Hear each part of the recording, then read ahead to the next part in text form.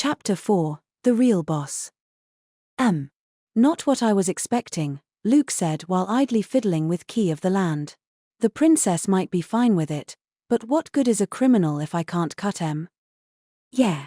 I'm looking forward to it, but I don't think it's gonna put us to the test or anything. What do you plan to make me do? Luke was bored, Liz was dyspeptic, and Princess Murina was her usual self. They were all showing unique reactions, but none of them seemed particularly happy. Oh. Yeah, I added. Looking at the newspaper, it seemed that crime in Crete had started to decline. I believed that all's well that ends well, but I still wondered why there were fewer incidents if my friends hadn't done anything. My plan had been for this to be both stress relief and a preemptive attack to discourage any outlaws. Was there some strange force at work? Those thoughts were cut off by Citri, entering with a tray loaded with a tea set. Krai, I got some lovely cake. Unlike the other three, Citri was unusually cheerful. It was normal for her to be grinning, but the light in her eyes was different.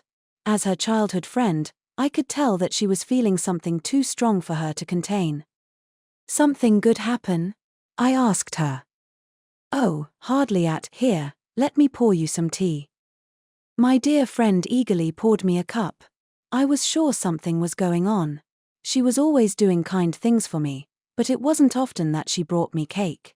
In fact, this was a measure she only resorted to when there was something up. It was like a signal she gave off. She swiftly set out the tea set, forgot to open the cake box, and circled around behind me. Her cold hands brushed against the base of my neck and I realized she wasn't wearing her usual robe. Let me rub your shoulders, she said. And then instead of doing that, she wrapped her arms around me and leaned against me. Pressed against my back, I could feel the beat of her heart. Krai, shall I lend you some money? She whispered into my ear. I froze. Instead, she continued, getting to the point, I'd like that. You'll give it to me, won't you? I'm trusting you. I was willing to give her whatever she wanted, but I was scared. Scared because I didn't have a clue what she was getting at. Citri gently caressed my body and pressed her lips to the back of my ear. I felt a shiver of pleasure and terror. When did you get it? She asked. How did you get it? You got it for me, right? What are you talking about? That.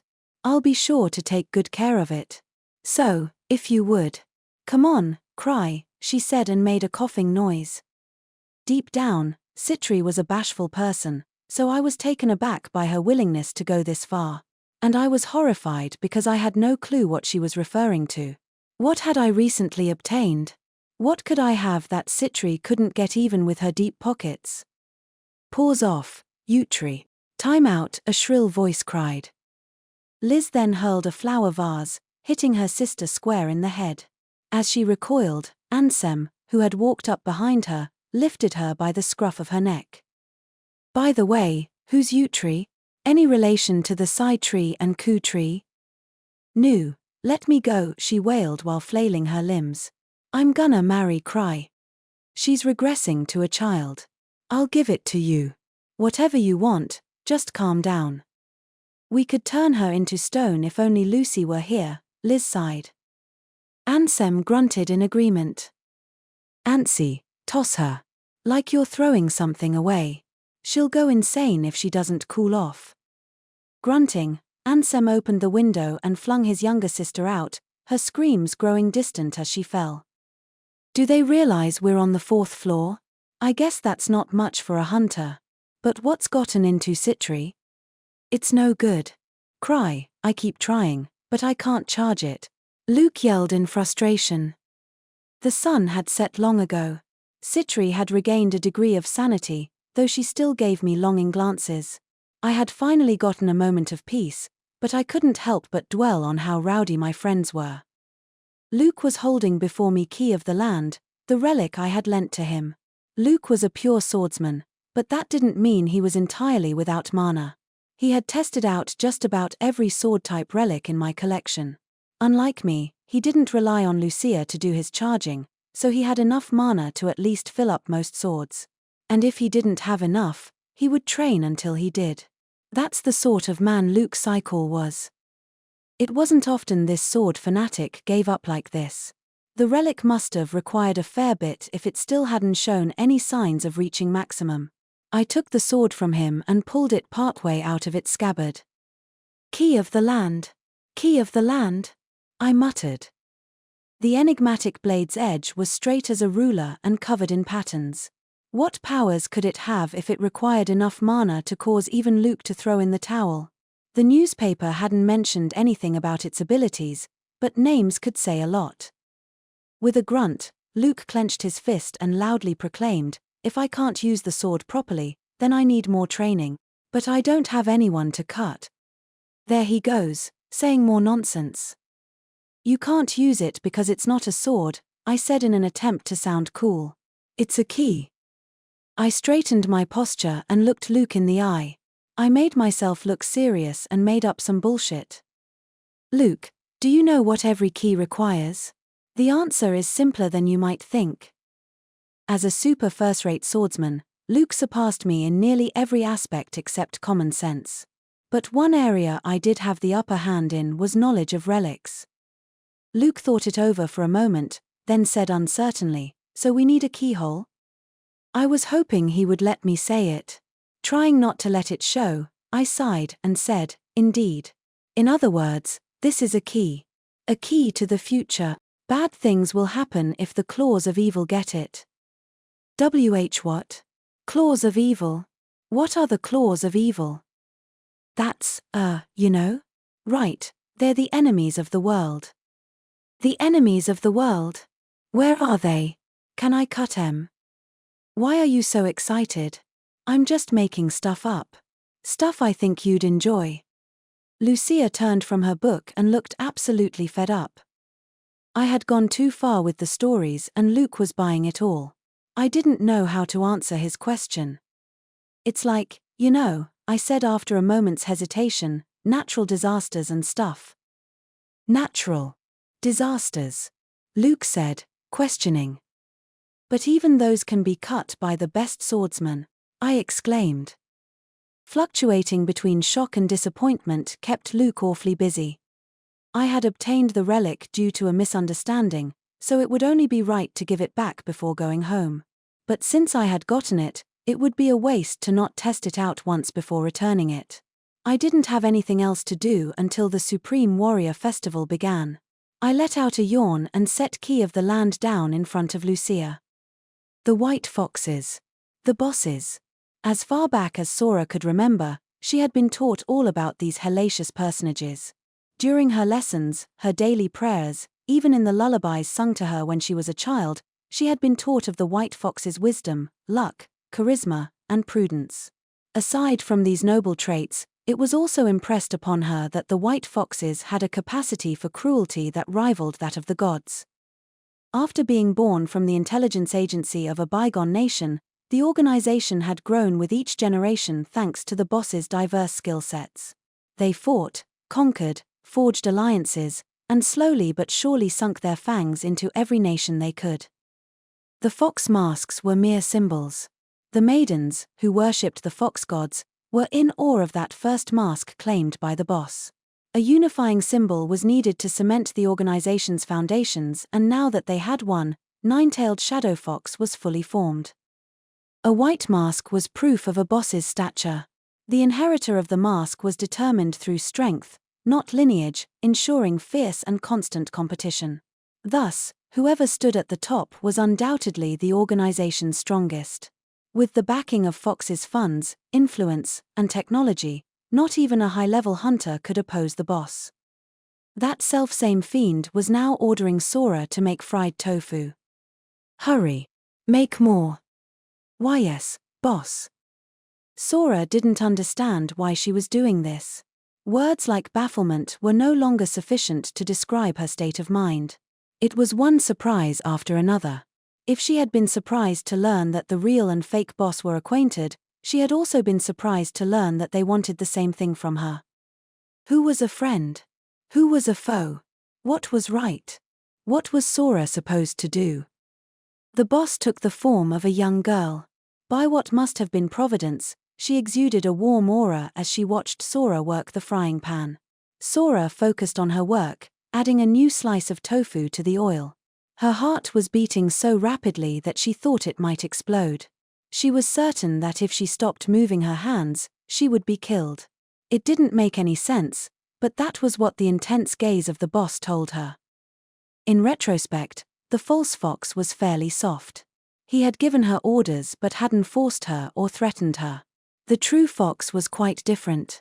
One after another, the finished blocks of fried tofu disappeared into the maw of the true boss. Sora couldn't bear it.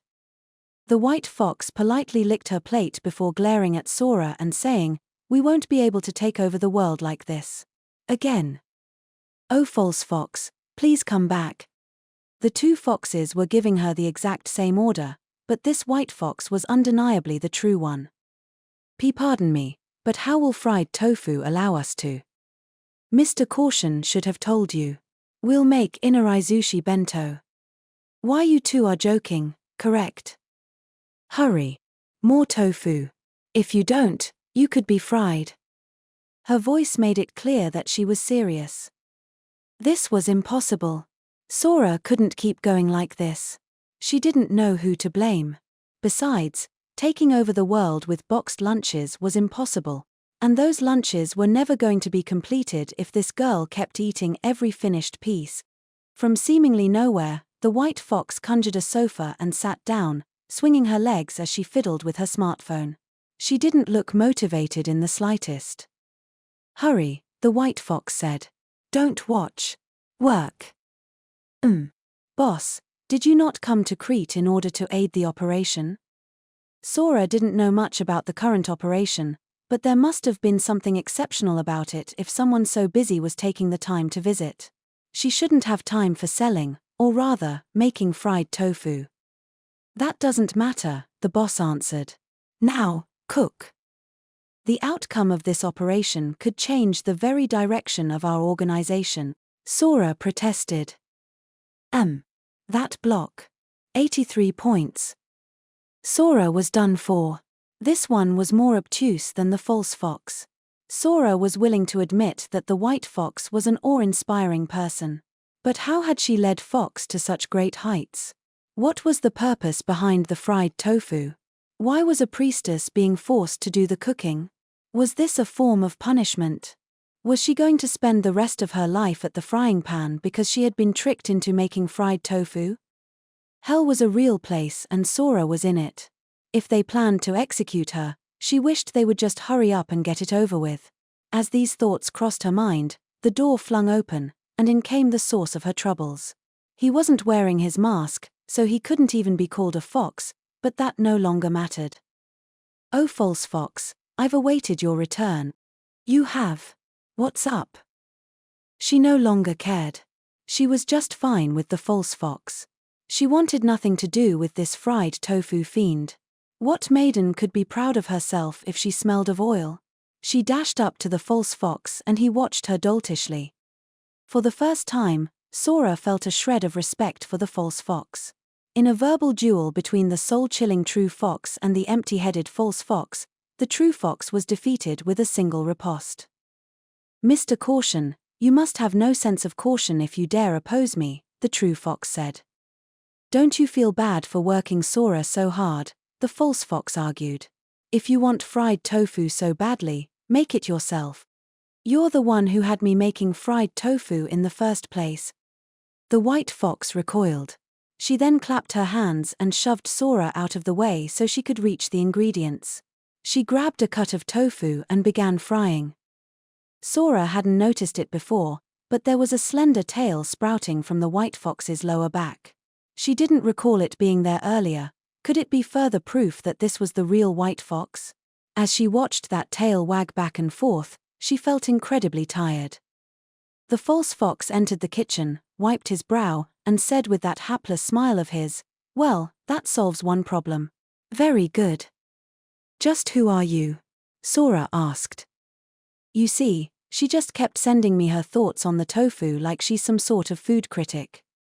So when the white fox kept pulling out her smartphone, it was because she was contacting the false fox. So they really are friends. How did that happen? So, when are you gonna go home? The false fox asked her. When I get bored, she replied. Not when the operation is finished. Sora had no idea how she was going to explain this to Garth. The next moment, the sounding stone in her pocket began to vibrate. These were an emergency hotline for the Holy Fox Maidens, and their usage was one of the things she had learned at the main temple. Someone must have become worried about Sora.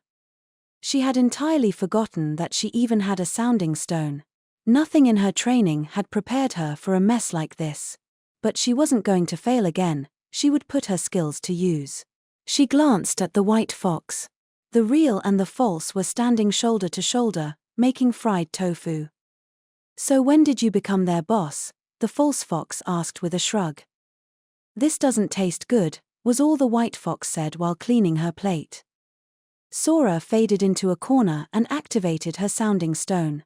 She was going to report the situation to the main temple. Normally, sharing information like this would be a breach of protocol, but maidens were allowed to speak freely to each other. Chem. Once more.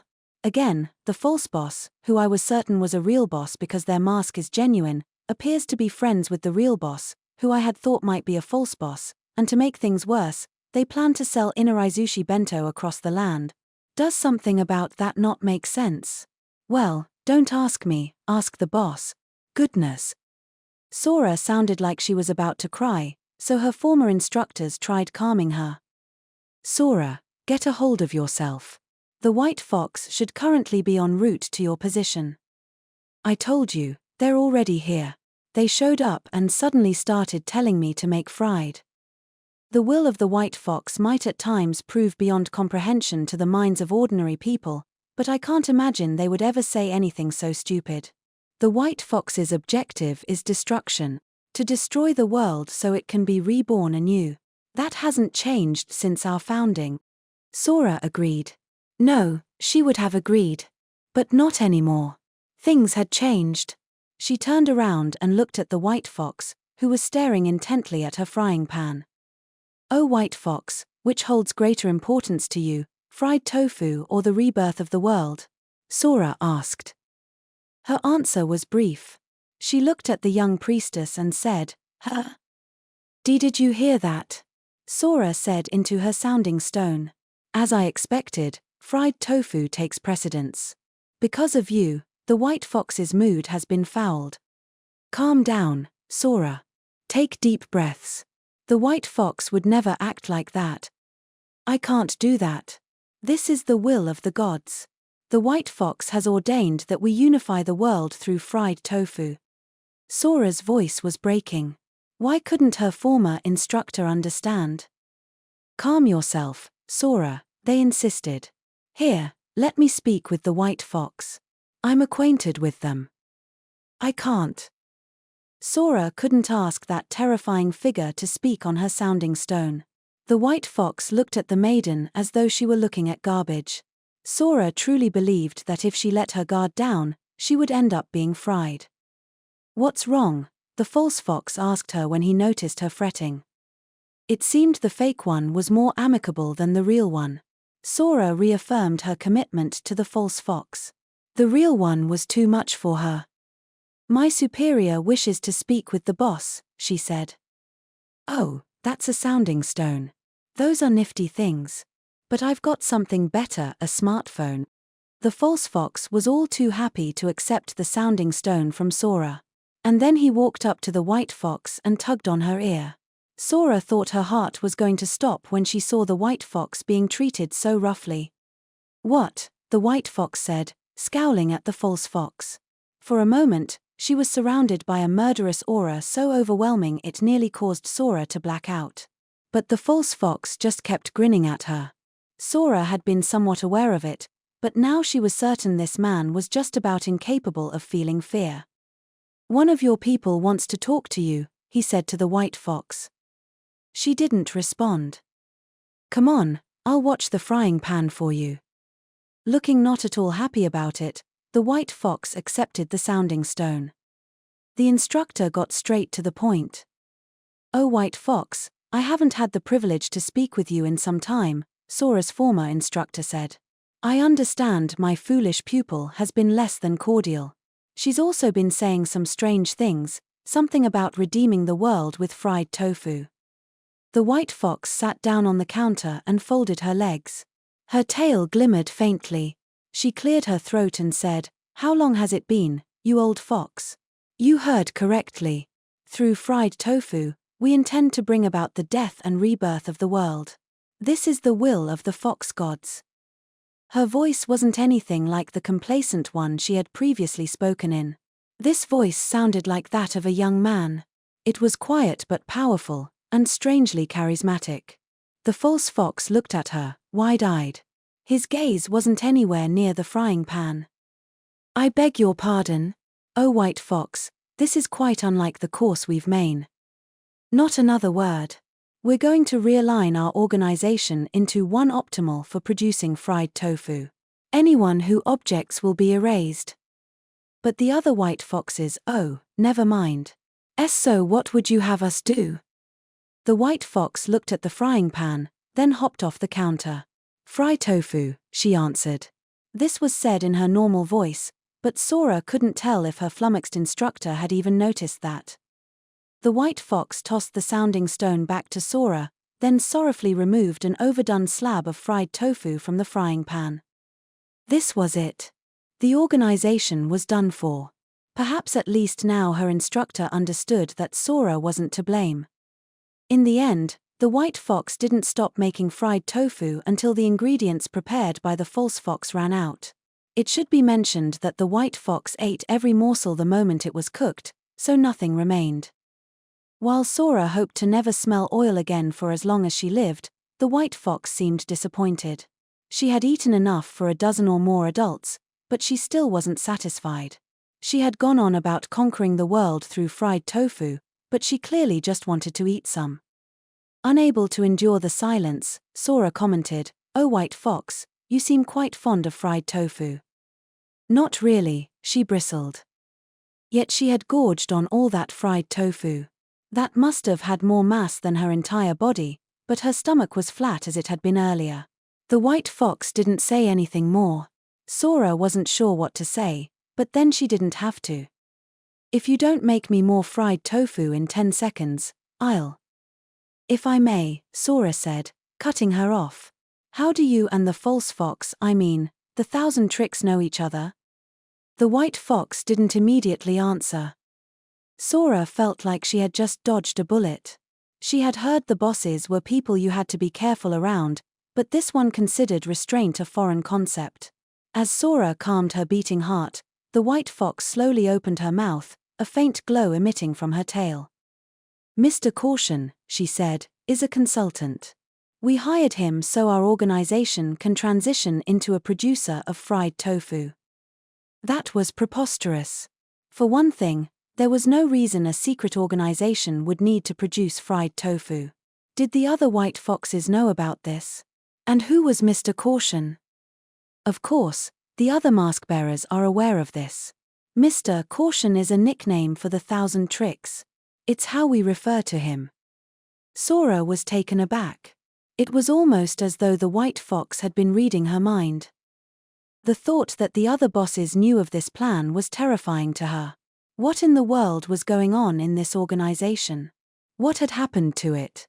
The boss kept talking about taking over the world with fried tofu, but that wasn't something groups like theirs did. Even in a command structure that demanded absolute loyalty to one's superiors, Sora couldn't imagine the other members would show any enthusiasm for this. Those at the top decided the rules, but maybe the boss was trying to say Fox would never take off if it remained an underground society. Sora didn't necessarily have the right to know, but what was the death and rebirth of the world via fried tofu even supposed to be? These and more questions without answers circled through her head. "I decide the rules," the white fox said while swishing her luminescent tail. "Nowadays, underground societies don't really take off. You aren't permitted to know about the death and rebirth." I see." Sora didn't feel like she could argue with that. Was this apparent ability to read her mind another sign of the boss's greatness? Sora began to tremble, which made the white fox seem oddly pleased. But, I must say, oh white fox, we might be planning to remake the world with fried tofu, but headquarters is yet to put out any official orders. Won't this cause confusion among our ranks? It was one thing that Sora hadn't known, but even someone as high in the ranks as Garf hadn't been aware of this change of course. Even with their dedication to secrecy, this must have been unprecedented. Then, for the first time, the white fox asked Sora a question. What do you think, Sora? Well, she thought they should first use their communication networks to make sure everyone was aware of this plan. While the change may have been a sudden one, the current state of affairs was far outside the norm for Fox. Coordination was one of their strengths. If orders to make fried tofu were to come down through the normal chain of command, the other members would find them odd, but still be willing to go along with it. But there was no way the white fox could be ignorant of that. The white fox's tail came to a halt. She said in a quiet voice, "Might I ask, just to be sure, Sora, are you familiar with this chain of command?" No, I'm not. That's not something a mere priestess would know." What was the white fox getting at? There was no reason Sora would know about the boss's chain of command. "I see." The white fox sank into a contemplative silence. Then came a knock at the door. "Boss, are you present?" That was Garf's voice. "Just a moment, if you would," Sora cried. This would be Garf's first meeting with this white fox, not to mention he hadn't yet realized the false fox was an imposter. The matter of Sora's misidentification had been resolved, except that Garf hadn't learned of it yet. "Oh white fox, that's the man in charge of the current operation. What shall I do?" "Let him in." With that, Sora had no choice but to unlock the door. Then she turned around and gasped. Standing there was someone who had left earlier, the false fox. There wasn't a trace of the white fox, who had been conversing with Sora just moments ago. The false fox's height and visage were unchanged, but his demeanor was more dignified, his bearing more imposing. Garf paled when he saw this new figure. Oh, I've returned," he announced. With a regal nod, the false fox sat on the counter and crossed his legs. "Welcome back, Garf. You don't need to tell me anything. I can see it on your face. You've done what I ordered you to." "Ah," Garf stammered and lowered to one knee. "You honor me. You think I've changed, don't you?" The boss smiled. "That was all nothing more than an act. By portraying myself as such a disgrace, I was testing you. You've done a fine job proving your loyalty." Garf was in awe of the complete change, and that was when Sora noticed it. Sprouting from the false fox's backside was a tail. She had a very bad feeling about this. "Now, there's no need to grovel. I keep my promises. I'll entrust this mask, and our current objective, to you." "Objective?" Then the false fox that was actually the white fox spoke with a confidence that the real false fox could never manage. "The currently underway Plan A, the Annihilation Plan intended to be carried out at the Supreme Warrior Festival, is cancelled. Dedicate all available resources to the production of fried tofu.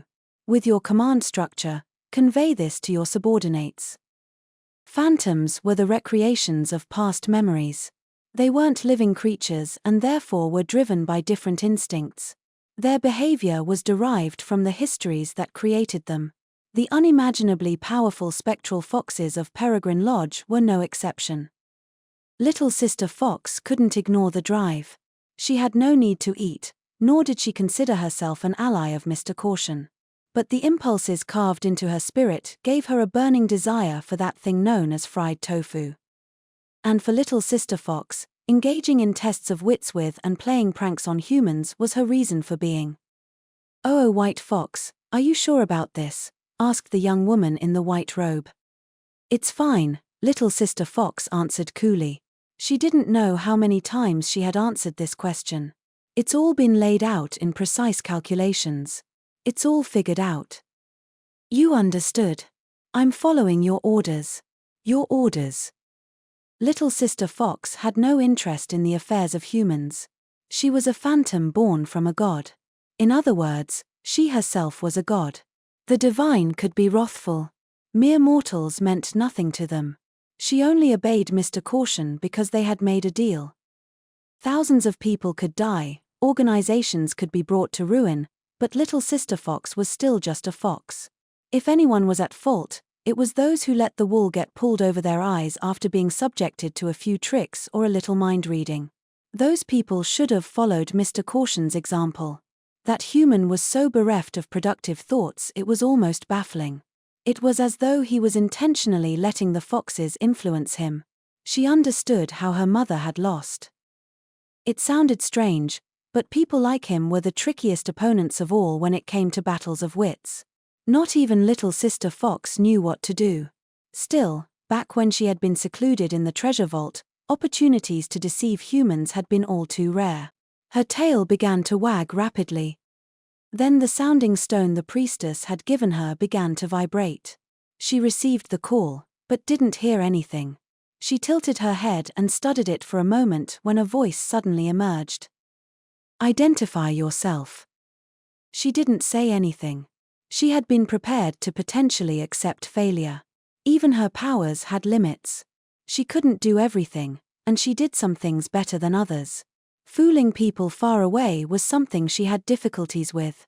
This person would be especially tricky as they seemed to have a well-fortified mind. She could get glimpses of their thoughts. Their voice was powerful, enough to even unsettle a grand phantom. Now, whose form would she take? Sora's?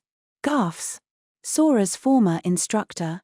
Little Sister Fox was unconcerned with their affairs, but she wasn't ignorant of them. She rubbed her tail and thought. Then she had a great idea.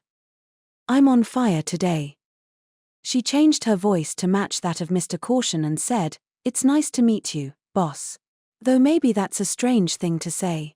After all, I've been watching you for a long time. Some people call me the 1,000 Tricks. I know nothing of caution and I'd say I'm your adversary.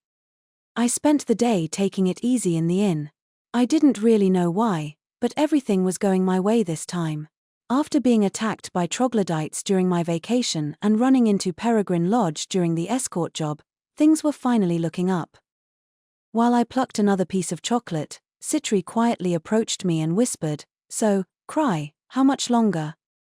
"Until what?" She had cooled off a bit after being tossed out the window, but she was still in fine spirits. What was going on with her? Cheeks flushed, she took my hand and said, "Oh, you and your jokes, Krai. I'm talking about Fox. Fox. You see, if you give them to me, there's quite a lot I'd like to do." "Oh, yeah. That." That wasn't ringing any bells, but I nodded along anyway. Foxes had been popping up all over lately, but it sounded like she was talking about the mask enthusiasts. Come to think of it, I don't know their official name. Hey, I guess it doesn't matter. I popped a chocolate into my mouth and said, "I won't give them to you." "Huh.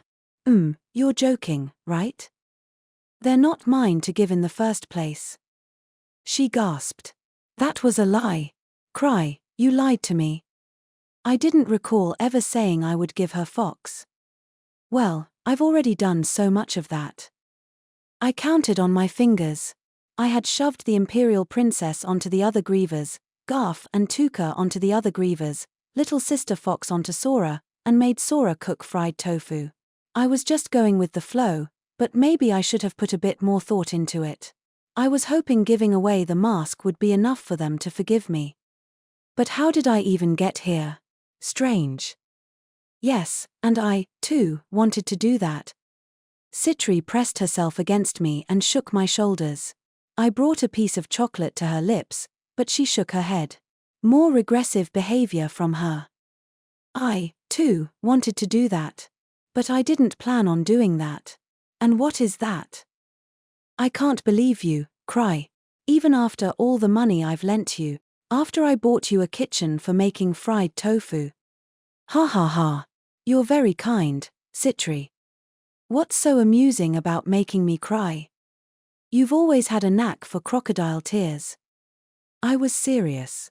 Ever since we were kids, she had repeatedly given me fake tears.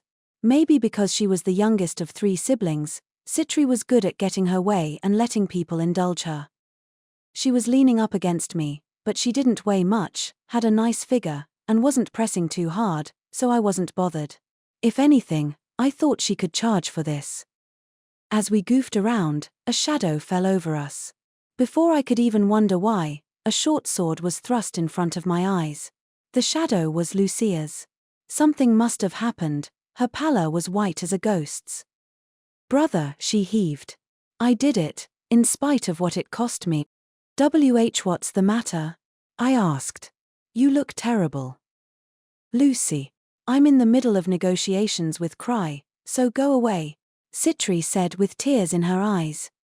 "I had no idea we were negotiating." Lucia ignored her and said in a weary voice, I've somehow managed to successfully charge Key of the Land. This is the most mana I've ever put into a relic. Even 10 years wouldn't be enough time for Luke to charge it. What sort of relic is this?" Oh, thanks. This is great." I finally realized the sword thrust in front of me was a relic. Honestly, I had thought I was about to be killed. I broke free from Citri's embrace and took the relic. Years of charging relics had given her a mana pool that exceeded even noble spirits. I hadn't expected this sword to be such a tribulation for someone who could top off all of my safety rings with ease.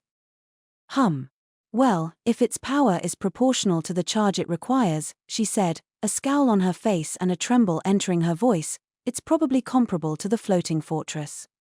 "You must be kidding. This is a sword-type relic." The relic mentioned by Lucia required more mana than any other in the world. She must have really pushed herself to charge this sword.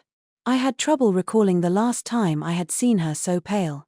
The Supreme Warrior Festival was around the corner, yet she forced herself to do something so excessive. For the time being, I slid the sword into my belt and said, "You should get some rest. Here, I'll take you." I reached out and wrapped her arms around my shoulder. I wasn't any stronger than the average person, but that didn't matter when Lucia's tiny frame was so lightweight. "Yeah," she cried. There's no need. I can get there by myself." She stopped yelping at me when she realized I wasn't going to bend on this. Half-cocked moves were my default approach to life, but even I wasn't okay with overworking my little sister. She didn't say anything when I put her into bed, probably because she was ashamed to be aided by her useless older brother. "You can borrow a page from Lucia's book and depend on your brother," I told her. "Unlike those two, we're actually siblings." "Are you asking to get hit?" "Okay, I'm not asking for that much contact." Lucia crawled under the covers, then said in a rapid-fire voice, "Don't you have better things to be doing than telling me nonsense?" "I'm fine. If anything, mana depletion helps me grow." "Thank you. Now, don't you have stuff to take care of?" "No, I'm pretty free right now." There was a moment of protracted silence before she said, "I need to change, so get out." I thought I had finally gotten a chance to act like a good brother, but I guess it wasn't that simple. So how do I get Citri to change her mind? Unfortunately, Liz and Ansem were both out. Actually, that lack of natural predators was probably exactly why Citri had chosen that moment to strike. She knew how to work things to her advantage. I returned to the living room to find Citri no longer fake crying, but instead wearing a suspicious smile. "Is Lucy all right?" she asked. "Yeah. It was that, as usual. She'll be fine after a bit of rest, it was just mana depletion after all." I had my reservations about it, but if I had to, I could always ask Citri for a mana potion. "Oh, wonderful," she said. "Nu, I just remembered, I have something very special I'd like to show you." "Chem?" "I'd say it's comparable to Key of the Land. If this doesn't convince you to hand Fox over to me, nothing will." Covering her mouth with her hand and giggling, Citri seemed awfully confident. Only, it didn't matter what she showed me, the Fox Mask fan club wasn't mine to give. I kept my expectations low as I watched Citri clap her hands twice. The door swung open and Citri's partner, Kilaim, came jogging in. He was emaciated after being starved during the escort quest and wore his usual banana hammock and paper bag. But on his back, he was carrying a bag large enough to fit a child. The grey macho was short of breath, something I didn't think I had ever seen before. I guess he is a living creature, after all. I told him to come as quickly as he could, Citri explained. But it wasn't exactly a short distance he had to cover. Don't force him. So wait, you brought him? He wasn't with the carriage, so I thought he had been left behind to hold down the fort.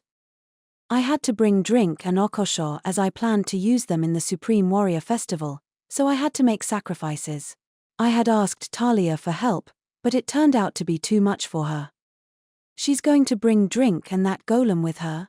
What the hell is this tournament? Now, behold. This is the result of my latest research and will perfectly meet your demand. After seeing this, will you still insist you can't cede Fox to me?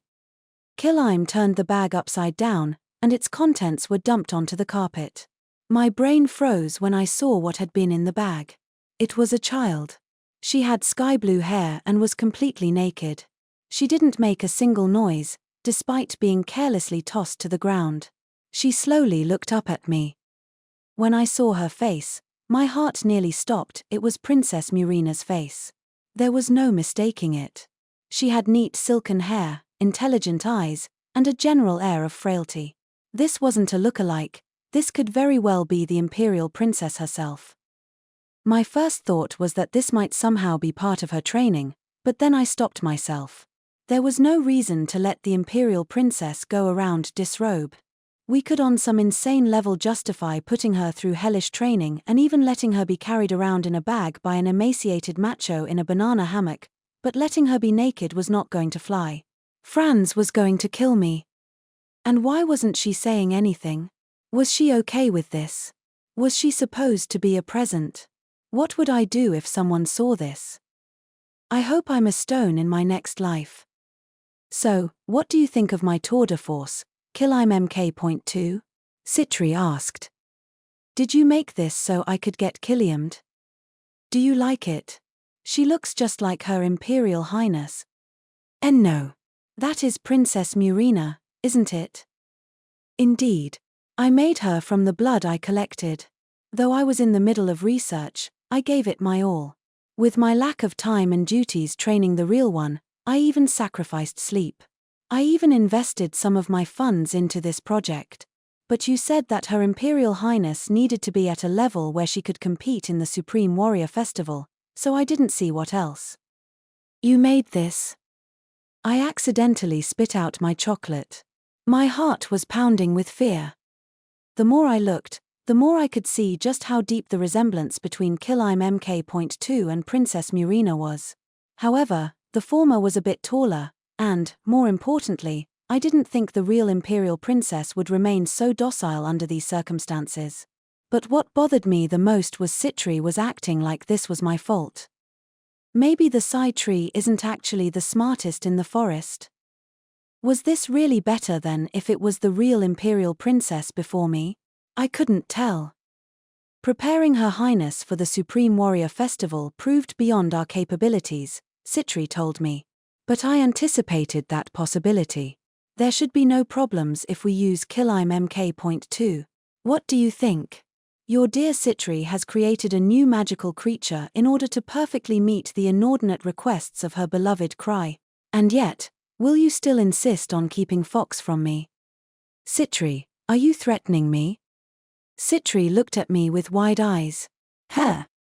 I did the same to her. Huh.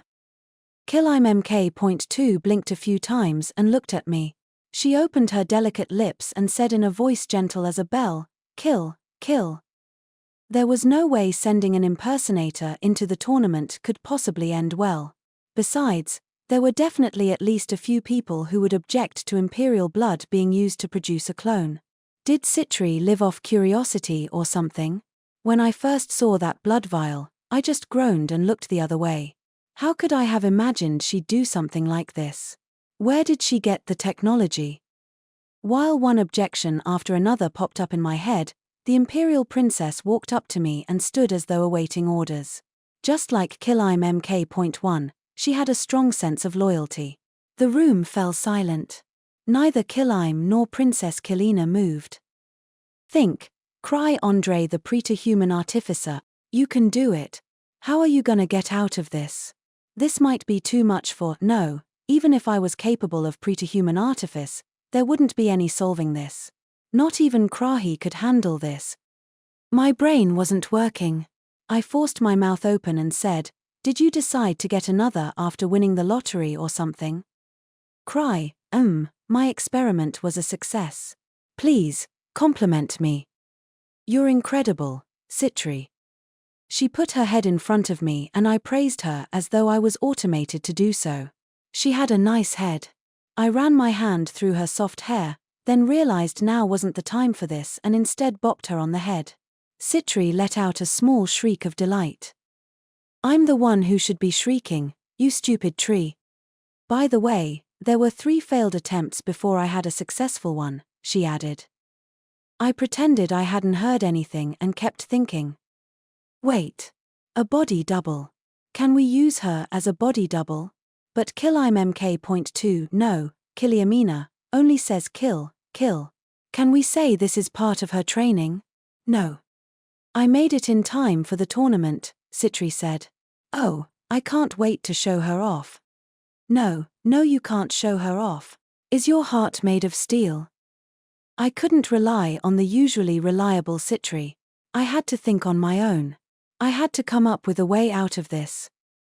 After reading the newspaper and learning the latest from her friends in the mercantile business, Eva let out a very deep sigh. It seems they're up to something. All was peaceful in Crete, which was unusual for this time of the year. However, the cause of this calm eluded her. Attacks on participants were practically a given when the Supreme Warrior Festival drew near. The local authorities had tried to stop the pot of aggression from boiling over, but hadn't yet figured out an effective measure. And yet this year, peace seemed to have arrived of its own accord. Some people were just grateful for the tranquility, while others were convinced this was the calm before the storm.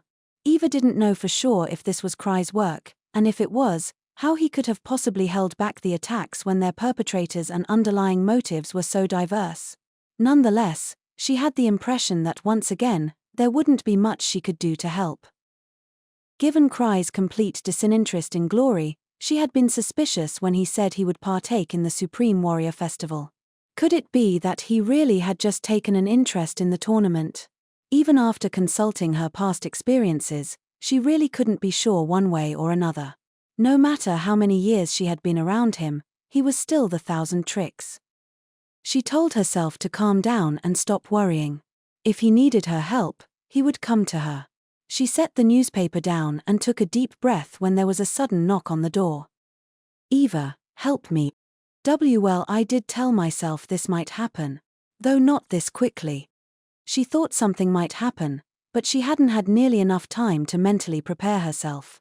She unlocked the door, and in came the clan master, wearing his usual languid expression. Shouldering a large bag, Citri followed him in. Krai looked around to make sure nobody else was in the room, then heaved a sigh. So what's the matter? Eva asked. I can't do anything with information. This wasn't the first time Krai had gone to Eva for assistance. Most of the time, he just needed her to negotiate or take care of some mess, which wasn't difficult, but it was tiresome. This man could resolve all sorts of crises, but there were some things even he struggled with. Eva braced herself for more of the same. You'll help me? He asked, as though to be sure. Contrary to his vast capabilities, he always looked uncertain of himself. Sure, if there's something I can. Once more, he sighed, this time with relief. He pointed at the bag, then said in a low voice, first, I want you to see this. Citri opened the bag and emptied its contents onto the floor. Eva's brain came to a halt. On the floor was the imperial princess, Murina Atom Zabrudia, wearing a coat a few sizes too big for her. She had a stoic expression, but it was unmistakably her. Last Eva had heard, Krai was supposed to be mentoring her. What? Why was she in that bag? And why is she dressed like that? You see, this is actually a fake. The real imperial princess is currently at her lessons. Earlier, she wasn't wearing anything, so I lent her some of my clothes. Eva was baffled. The imperial princess, however, just looked at her unfalteringly, not making any movements beyond some slow blinking. Eva's brain slowly began to move again. In every way, this girl before her looked like the imperial princess. Her ability to formulate a response to this absurd situation was informed by her previous experience with absurd situations. Fearing hyponia, she calmed herself and spoke in an equally hushed voice. Could you elaborate? She's a fabricated being. It's messed up. Fabricated being. Eva slowly let those words sink in. That was messed up. The clan master often panicked over trivial things, but this really was bad. She took another look at the fake imperial princess. Her hair and eye color, her build, it was identical to Princess Murina. The only discrepancy was in her facial expression. The imperial princess that Eva knew always looked uneasy or like she might be about to cry. But this one was so placid it was impossible to tell what she might be thinking. This couldn't be a body double or someone in disguise. This couldn't even be a twin sister. Eva took pride in her ability to remember faces and see through facades, but even she couldn't tell this one apart from the real imperial princess. Slowly, her brain began to move again. Think, she told herself. What purpose could this serve? Why was this done? Could it be a body double? No, this was too inhumane. And if it was, Krai wouldn't be panicking. And who had even made this being? The Empire, much less the Emperor himself, would never have given permission to do something like this. Technologically and ethically speaking, this couldn't be the work of an outside laboratory. Eva felt a chill and caught the scent of a conspiracy afoot. If anyone could produce a copy of the Imperial Princess, it would have to be some major criminal organization. Could it be Akashic Tower, who had caused so much havoc not long ago? Or could it be the people Krai fought while protecting the Emperor? That did it. The dots connected. Krai was a level 8 known for his constant composure. There couldn't be many entities capable of causing him to fret. Could it be Nine-tailed Shadow Fox? She asked with immense trepidation. Is this the work of Fox? Krai's eyes bulged. Was he surprised that Eva had made a correct guess with so little to go off? Eva's years of experience as his right hand hadn't been for nothing. But now wasn't the time for self-congratulations. I believe I understand now, she said. You rescued her from Fox, didn't you? There was a long silence between them. Yeah, he said at last. So Eva was right. She had heard that Fox had plotted and failed to assassinate the Emperor. But they were a large organization with a reputation to maintain. After failing to kill the Emperor, it wasn't odd that they might try again, but instead go after this daughter. Krai must have figured out that Fox had made a fake imperial princess and rescued her. Could it be that this was why he had accepted the request to mentor Princess Murina? There was sweat running down his cheeks. Clearly, even he was having trouble staying calm under these circumstances. Eva wanted to cover her ears, but a vice-clan master had to stay calm when the clan master was in danger. Stay calm, she said. Is there just one copy? There were 3 failures. Krai wavered. He must have witnessed a true travesty. She was the only success. Right, Citri? Oh. Yes, that's correct, she said. Curse you, Fox. Eva found her determination renewed by the sight of her faltering boss. She looked him in the eye and said, His Imperial Majesty is to be among the spectators at the Supreme Warrior Festival. We should contact him. Huh. I knew he'd try to solve this all on his own. Krai, this isn't something we can resolve without help, she said. And even if we can, the existence of this fake suggests that Her Imperial Highness is in danger. I understand your capabilities, but I still think we should contact them. You're right. This is all Fox's fault. I can always count on you, Eva. There was no time to lose. A fake imperial princess was an asset with tremendous potential. Every second counted, as Fox would no doubt come to take back what they had made. Having the fake princess so close to one of Fox's greatest adversaries was too risky. However, this lodge was filled with the hunters of first steps, making it relatively secure. I'll contact the Empire, Eva said. For now, leave her with me. Sven is here, so I can ask him for protection.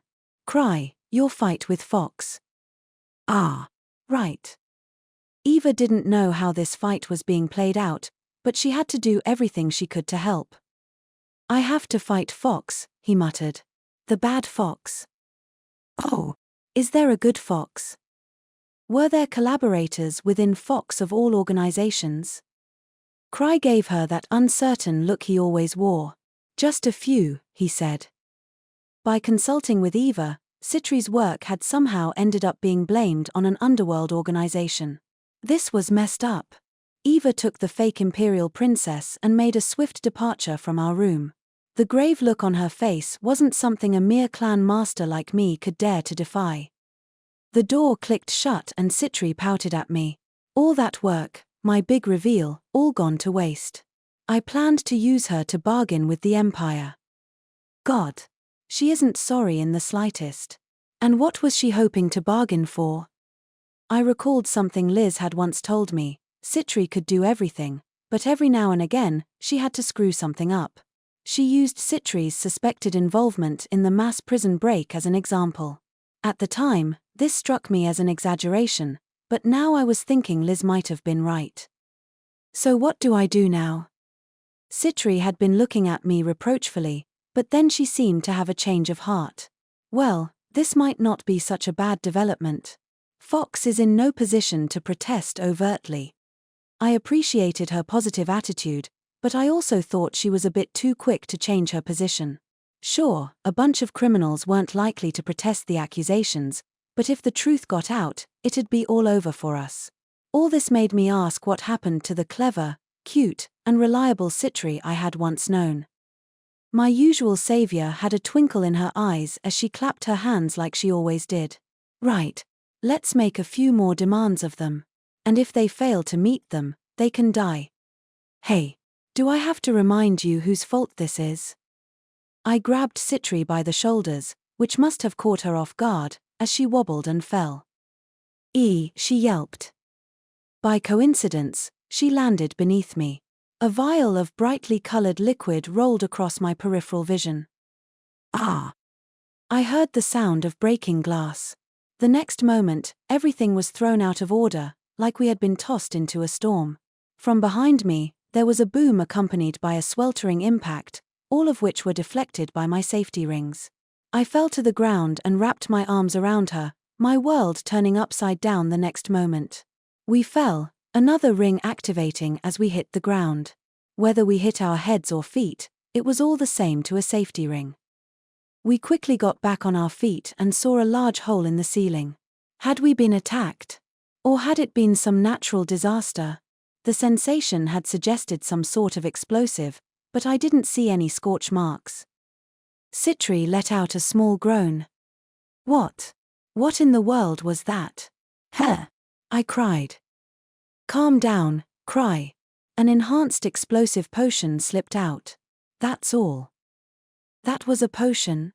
Oh. Fortunately, the room below us was unoccupied. But the room above had been partly destroyed. That wasn't good. If not for my safety rings, I definitely would have been killed in that explosion. What a dangerous thing to just carry around with you. Are you all right? I asked. Of course. I had you to protect me. I'm unharmed. If I hadn't been here, the room wouldn't have been blown to smithereens in the first place. My heart was still threatening to burst from my chest. The safety rings had kept me safe, but it was still hard to not be shaken by something like that. I was ready to vomit. I guess I can't be mad at her for making princesses when I'm causing explosions. I heard footsteps upstairs, then the sound of a door opening. Eva looked down at us through the hole in the ceiling. Oh, what in the world happened?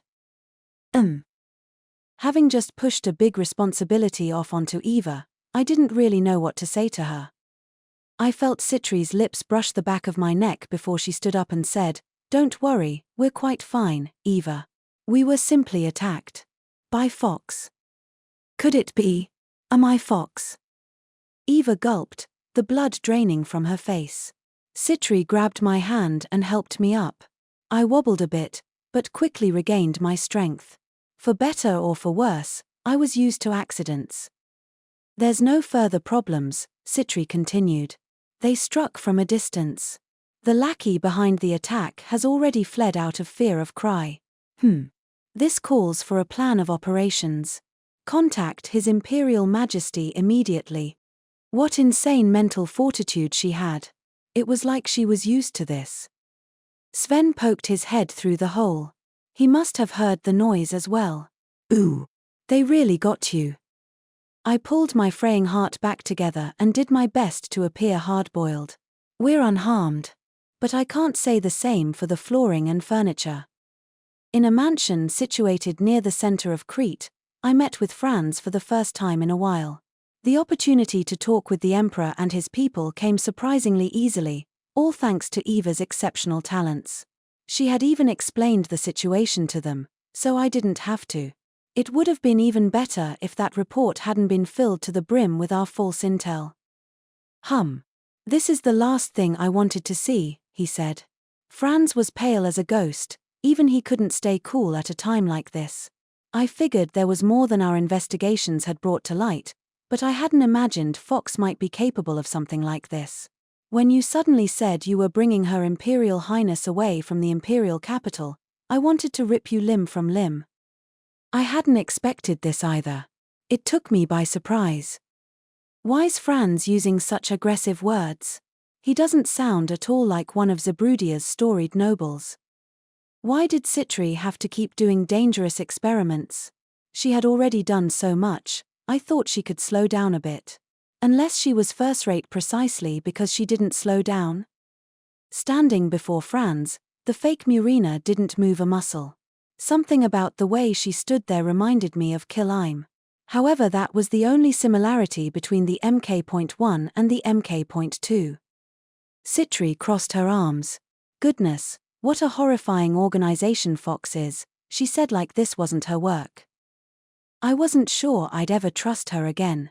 Dealing with the crafty alchemists and merchants of the imperial capital had made her tough, but had she also lost her conscience? This couldn't be a mere disguise, Franz said. We need to report to His Imperial Majesty. It's not just this, Citri interrupted. They're conducting experiments that involve placing phantoms in blenders and extracting their mana material. I saw it with my own eyes. The phantoms howled with rage as they were viciously chopped up and their liquid mana material withdrawn. What did she say? Eva said, looking at me. For some reason, it wasn't just her and Franz, Citri was also looking my way. But if anyone was thrown for a loop, it was me. Tears in her eyes, Citri clenched her fists and continued, her voice shriller than before. Not only that, they tried to make a magic creature by stitching together the best parts of different criminals. Curse you, Fox. Quit it. You're scaring me, and I don't even know what you're talking about. I put my hand on Citri's head, stopping her there. Well, that's not worth worrying about. Not worth worrying about? Franz exclaimed. Extracting mana material and creating dangerous magical creatures are both strictly forbidden. You're awfully calm for someone who just survived an attempt at revenge. Someone weaker would have died. Oh, yeah, that's right. That potion was concocted to kill high-level phantoms. This would have been so much easier if I hadn't known more than I did. Yeah, but I'm used to being assaulted, I said. Needless to say, I was also used to screwing up. My urges to start groveling were kicking up. Franz crossed his arms and scrutinized the fake imperial princess. After a few moments of that, he stepped in front of me, his eyes looking down into mine. His face was grave, wrinkles etched into his forehead. The laboratory was destroyed, Citri told him. I don't believe we'll see them produce any further imposters. HMPH. So you're telling me we've avoided the worst-case scenario? Even if they manage to make another one, we can come up with a counter method, now that we're aware of their plot. Now tell me, can this imposter not speak? I imagine they were afraid she might say the wrong thing. No faith in their own creation. Bah, those wretched scum. Citri just grinned. Stop, Franz, you're insulting Citri. She's a little odd, but she's not a bad girl. She probably hasn't been programmed yet, she explained. In her current state, I'd say she's harmless. Franz looked at her. You're very well informed. Citri looked back at him. I'm an alchemist. I have a passing familiarity with magical creatures like this. I was astounded by her ability to lie with such ease. Oh, very well, Franz sighed. We'll take the fake Imperial Princess. Later, I expect you to tell me about this laboratory you destroyed. I want to investigate it as soon as I can, but we don't have the hands to spare right now. Though I don't like to admit it, we don't have the resources for anything more than our current operation in Crete. We can't bring too many knights into a foreign land without risking an incident. It sounded like Franz had his hands full. I could see how tired he was just by looking at his face. He already was in charge of the Emperor's safety, now he had to deal with this. Couldn't have been easy. Oh, an operation in Crete? Is something going on? I asked. Chem? Franz furrowed his brow as he looked at me suspiciously. Didn't the association talk to you about it? It's the matter regarding Key of the Land. They had said Fox was planning something, but I hadn't heard any details. Wait. Key of the Land? Come to think of it, you're a relic collector, aren't you? Do you know anything? In response, I drew Key of the Land from its scabbard. I let the light reflect off the patterned blade. It might not have been meant for combat, but I found it very pleasing to the eye. Not even I know much about it. There's one at a museum, so maybe you could ask them? Franz looked at me in stunned silence. I was glad he acknowledged that I was a collector, but the world of relics was a deep one. Even with it in my hands, I couldn't tell much more than that it was something special. It was then that I realized Franz's eyes were close to bursting from their sockets. I moved the relic, and his gaze followed it. I put the sword away and smiled at him. I thought I'd mention the museum again. This one is beyond even my knowledge. There's one at a museum. Why do you have that? He bellowed. An organization that had slowly grown in the shadows was, for the first time since its founding, thrown into disarray. Their dedication to secrecy meant their members were largely kept in the dark. Fox operated on a system in which agents from all around would report to headquarters, headquarters would investigate thoroughly, then disperse information as necessary. Most communication was done over sounding stones and agents weren't made aware of where headquarters was located. This thorough confidentiality was one of the reasons Fox had managed to remain so elusive. But now, that same trait was working against them. Fox's task forces were allowed a level of autonomy because contacting headquarters was a complicated process and the organization liked to keep chatter to a minimum unless there was an emergency. Producing fried tofu? What operation is that? We received a report from GAF that it's proceeding apace.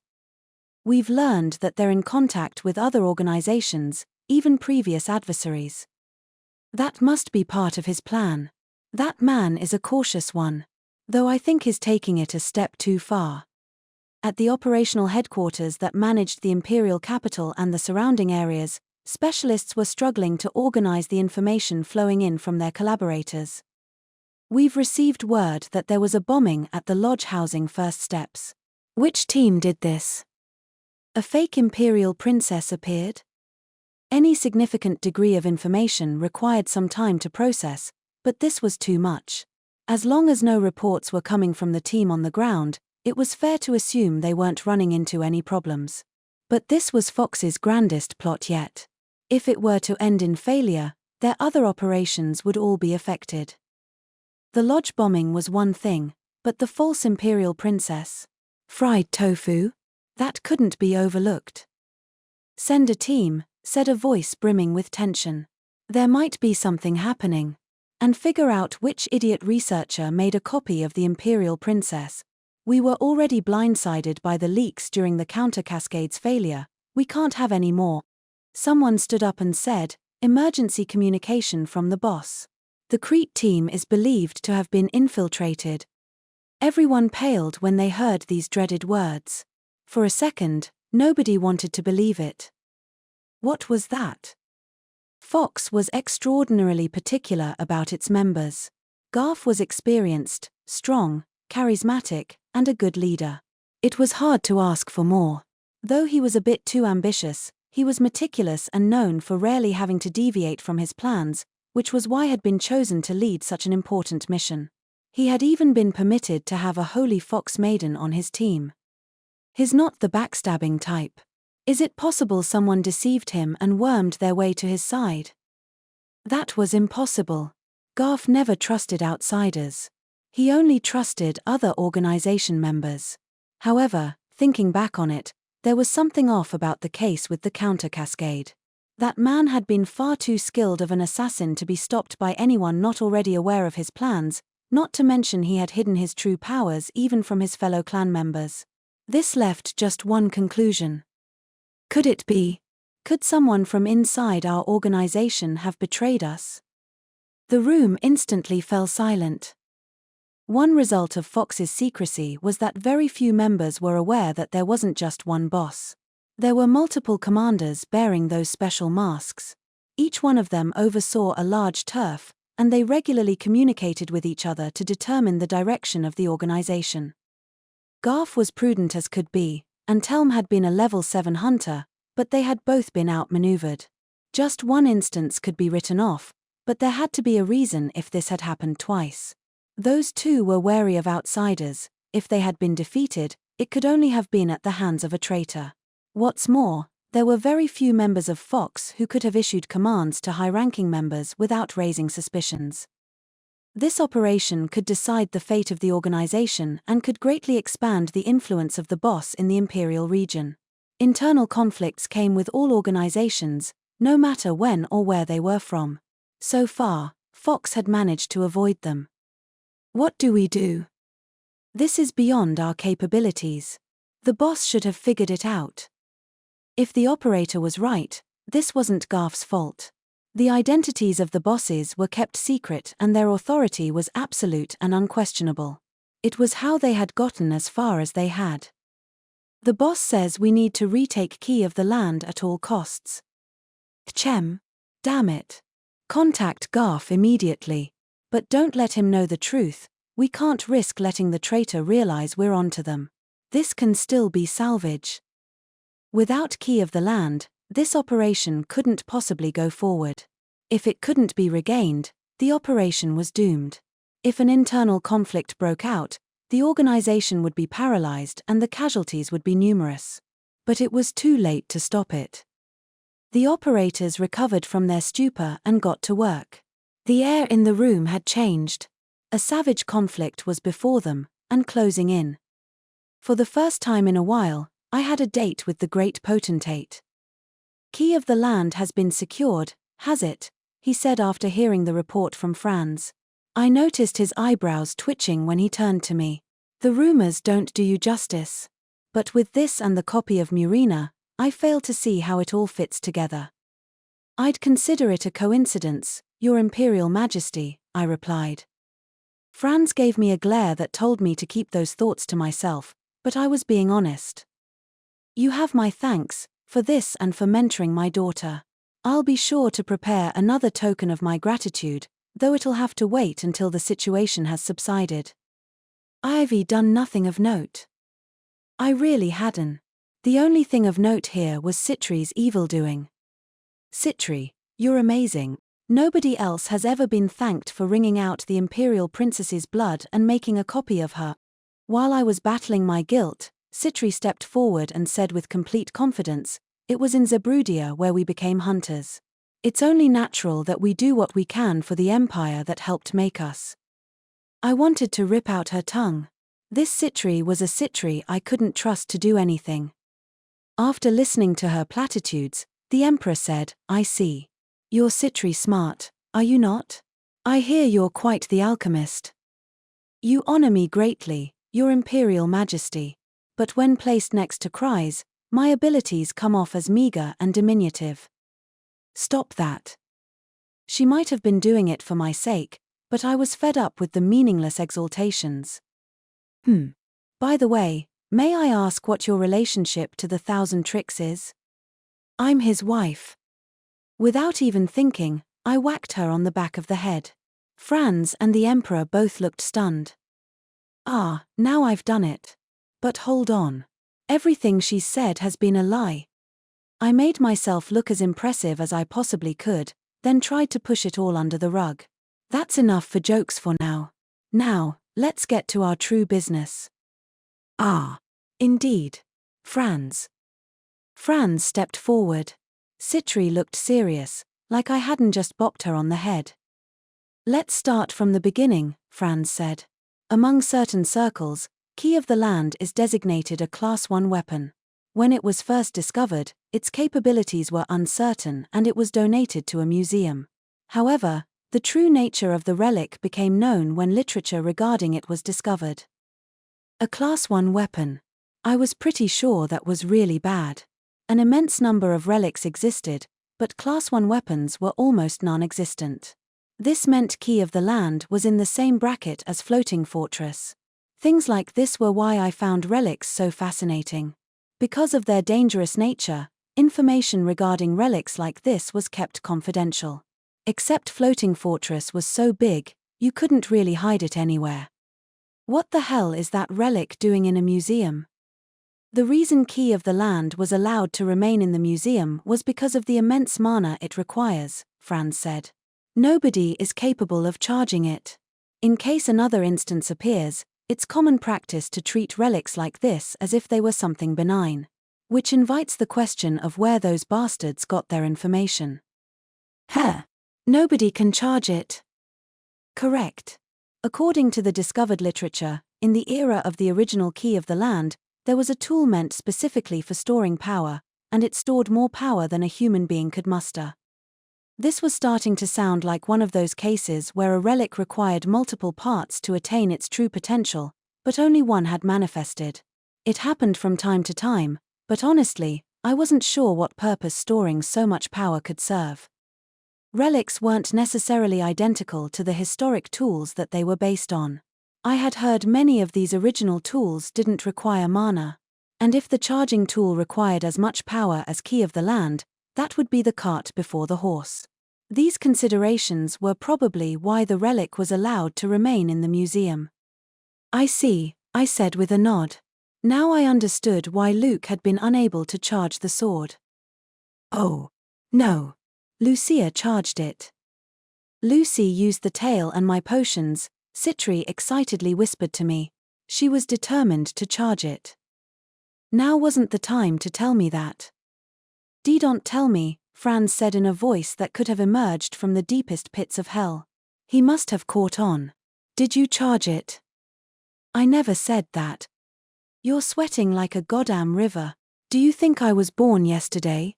Do you?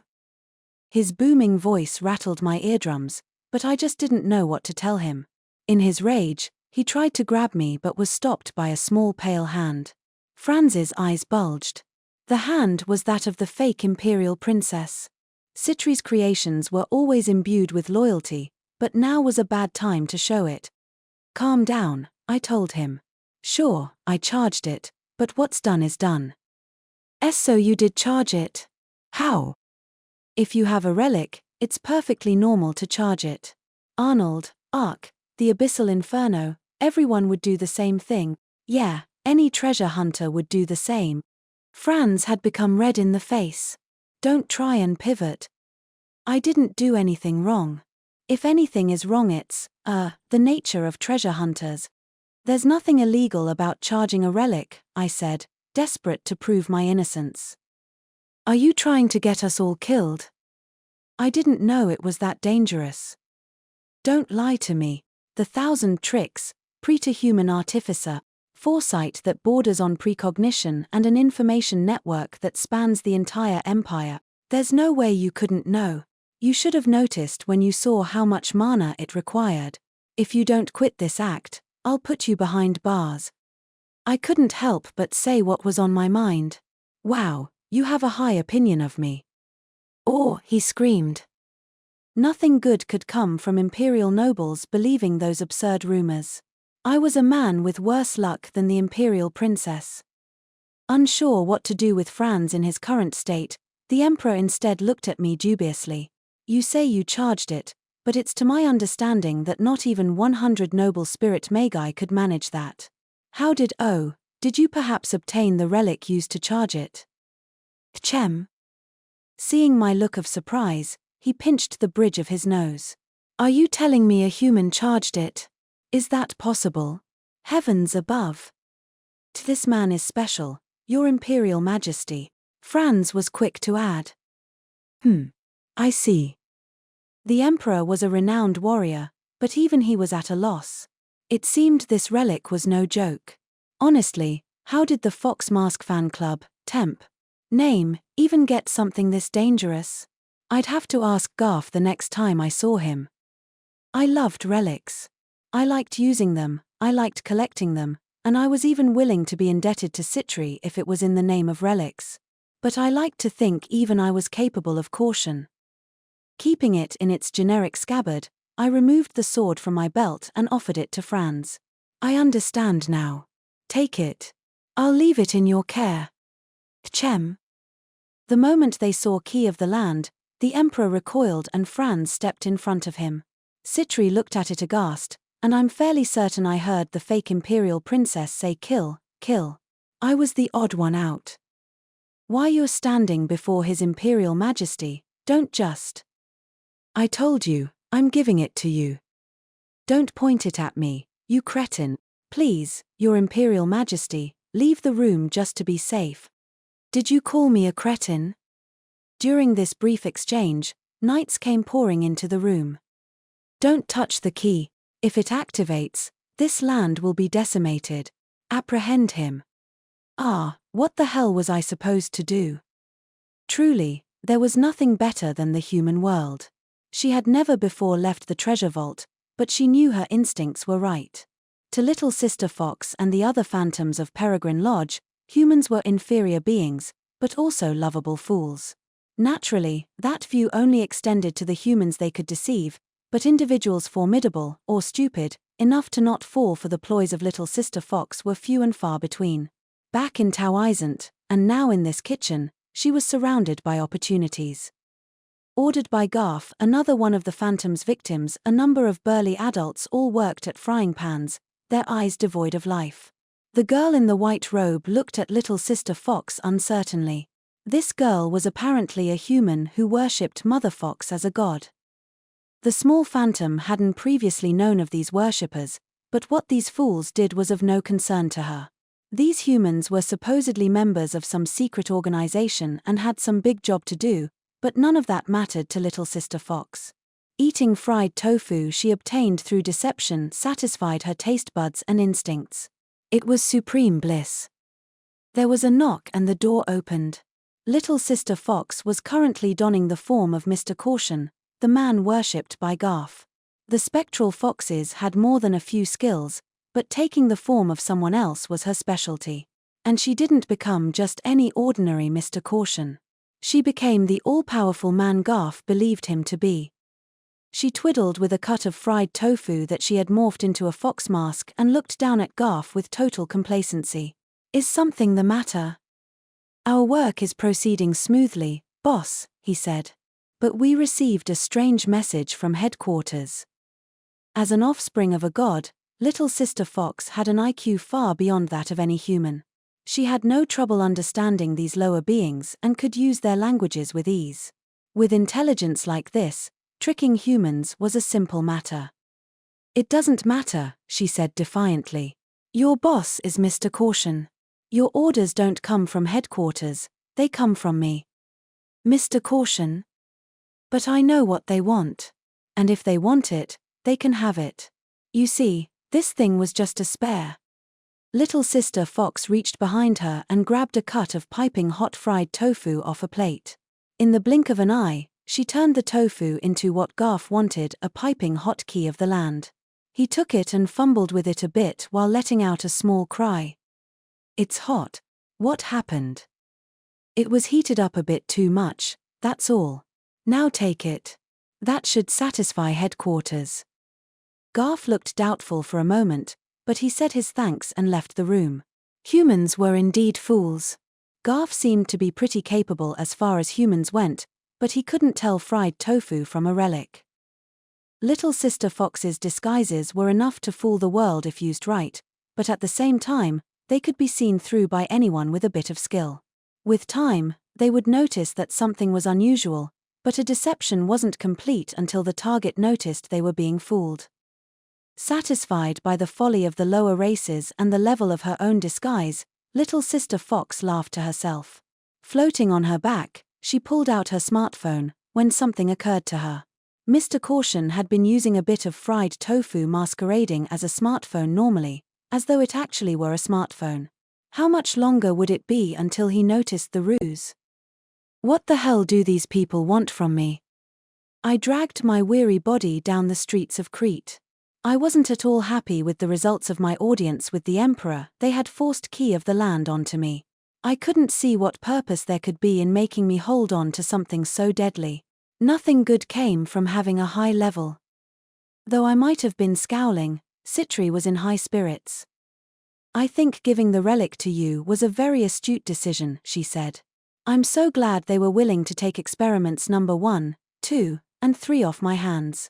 I just hope my research helps you. Which thoughtless moron told her to become an alchemist?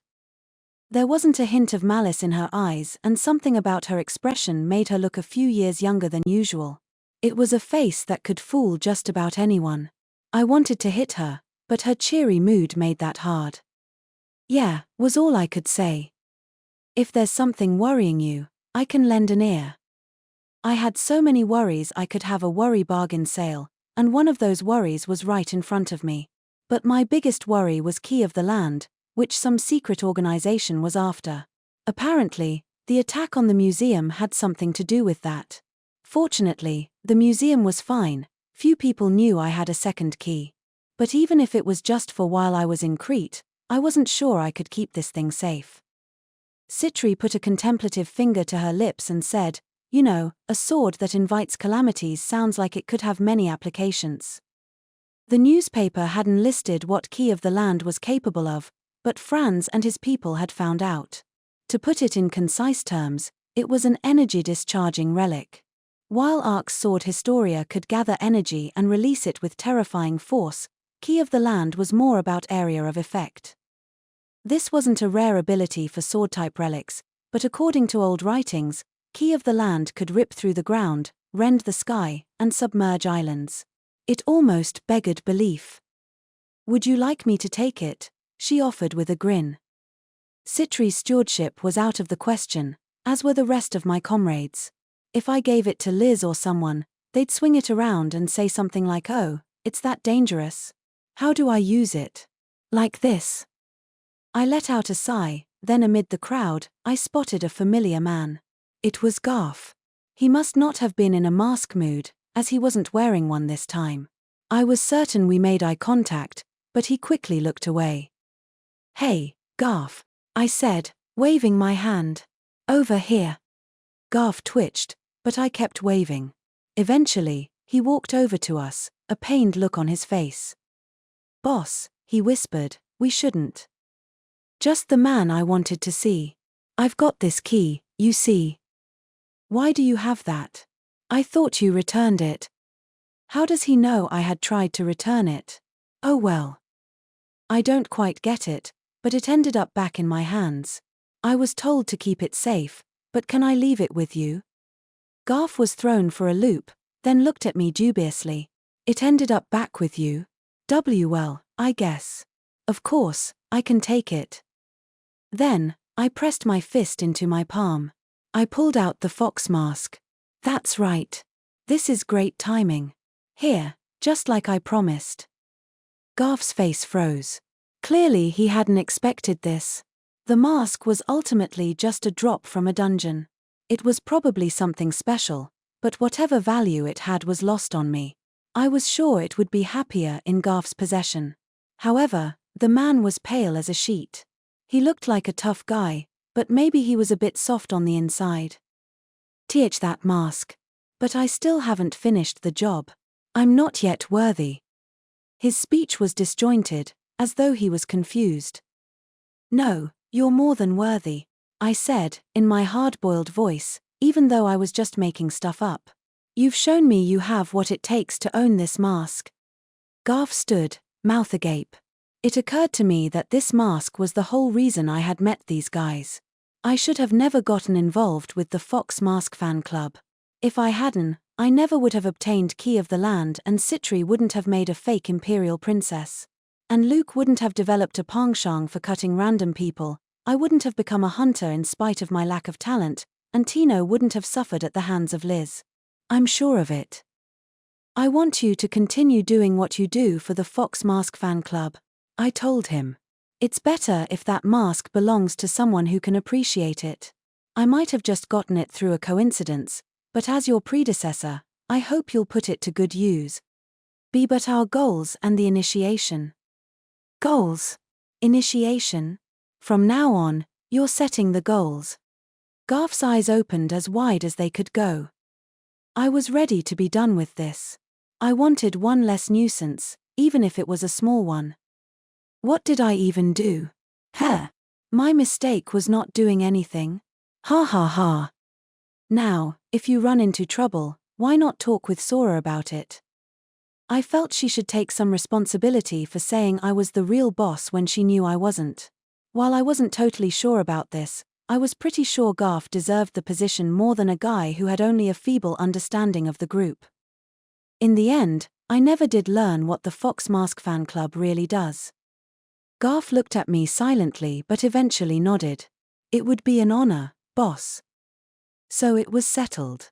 Now I just had to ask my friends to help protect Key of the Land, then return it once the Empire was ready for it. I was sure the pyromaniac lady would incinerate the bad foxes. What are you going to do now, boss? I still have one job left, but I guess I'll take it easy and watch the battles. I didn't know how strong the Imperial Princess had ultimately become, but we had done everything we could for her. I was looking forward to seeing how Luke, Krai, Tuka, and everyone else would fare in the tournament. I could sit back with some popcorn and enjoy the fights with Tino. Garf nodded, then looked at Citri, who was next to me. By the way, if you don't mind my asking, what's your relationship with the lady next to you? I realized that while she had helped him look for the bandits, these two hadn't been properly introduced. I wasn't sure what to say, but Citri did. Grinning, she clapped her hands and said, I'm his wife. At this point, she was just asking to get whacked. A voice both exasperated and scornful filled the faintly lit room. I didn't take Garf for a fool. First the counter cascade, now this. I never accounted for possibilities like this. Somewhere in Crete was a safe house known only by a select few members of Fox. Gathered within it were a handful of shadowy figures, all of them wearing fox masks. Sitting in the center was a young man in a white fox mask and a robe that blended into the darkness. His bearing was relaxed but without openings. His physique wasn't exceptional, but he had a natural charisma that could stop fights before they began. As his spot in the center suggested, he was one of Fox's top members.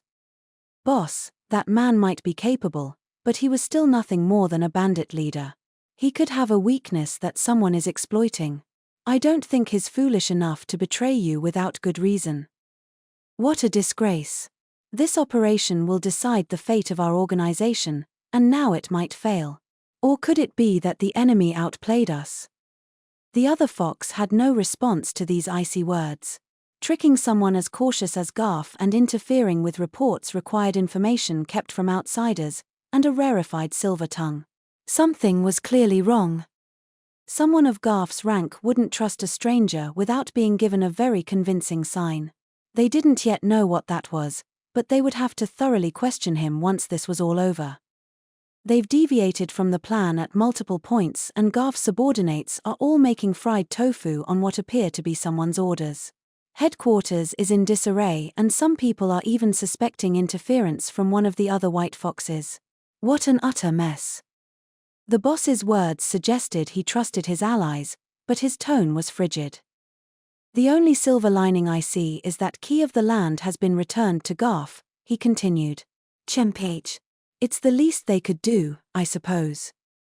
I guess we can't expect backup from Garf's team, one of the foxes added. We're changing the plan. We can't simply withdraw now that we've been played like fools. Making fried tofu. Who came up with such a thing? There was mockery, and then there was this. The boss didn't know how Garf had been convinced to accept those orders, but that didn't matter, he was no longer necessary. Our foe has grown complacent. We're going on the offensive. Gather all teams in the area and apprehend Garf and his team. If they resist, kill them. I have no need for imbeciles in my ranks. Fox limited its membership to the very best. To get rid of an entire team was akin to casting off a limb. This was an order without precedent, but none of the other foxes so much as blinked at it. The boss's orders were absolute. The others were entitled to their opinions, but they would never defy orders. Staring at the box containing key of the land, the boss said in a quiet voice, I'll handle the Supreme Warrior Festival. I won't need any support. Everyone else can be dedicated to our revenge on Zebrudia.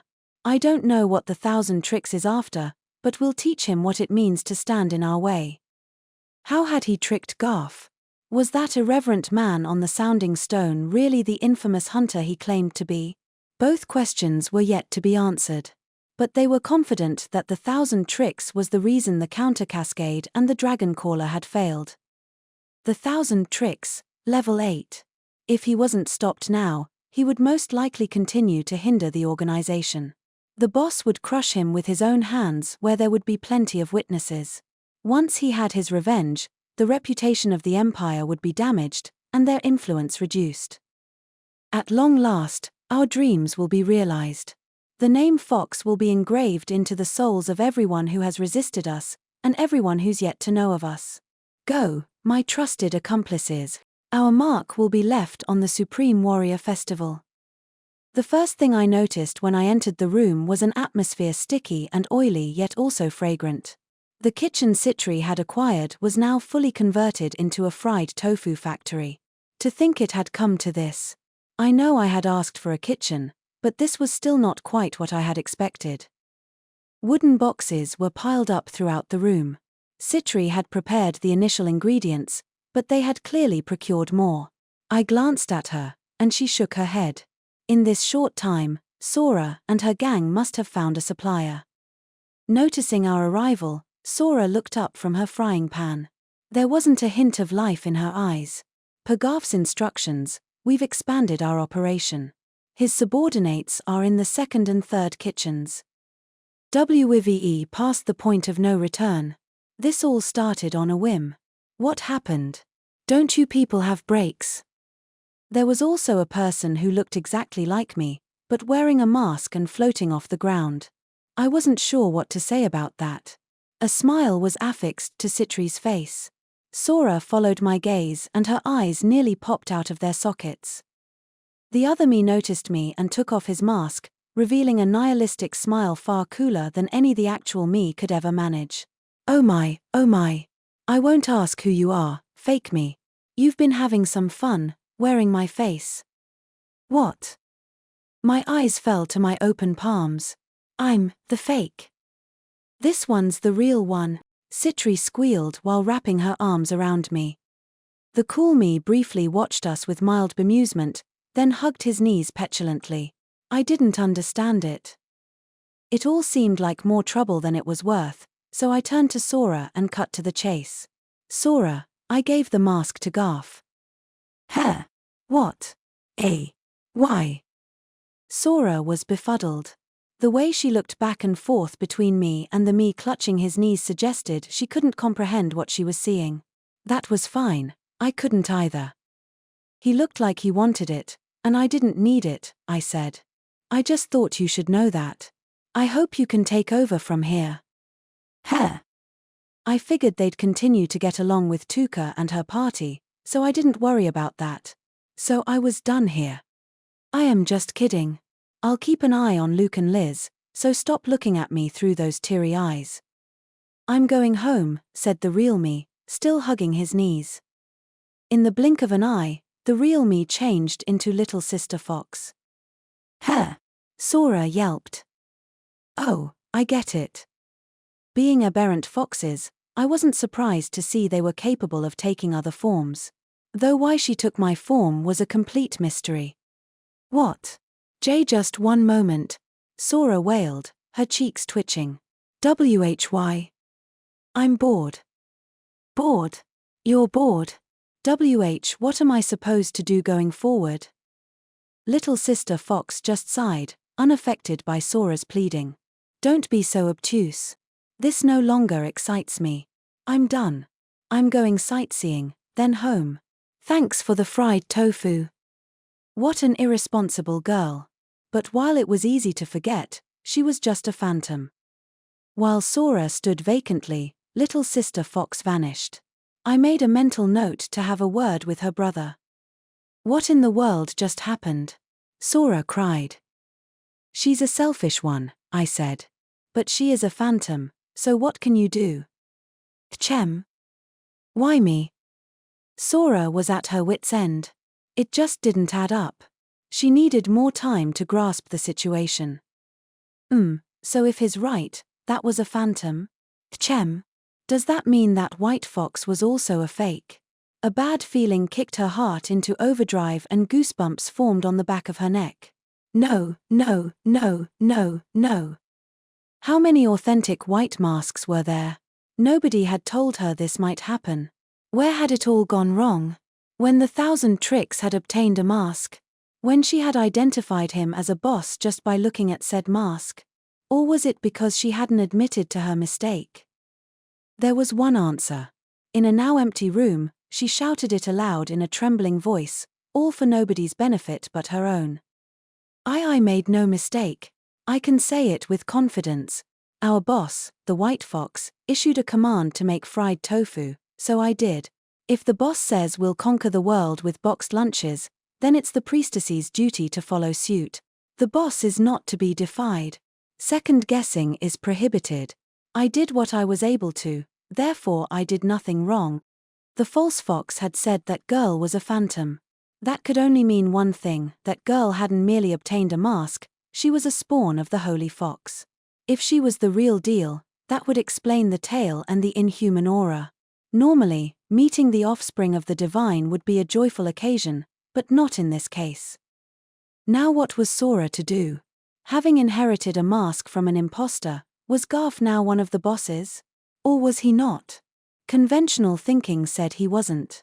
If that girl had been one of the organization's bosses, there would be a case for Garf to now hold that title, but she was just a phantom.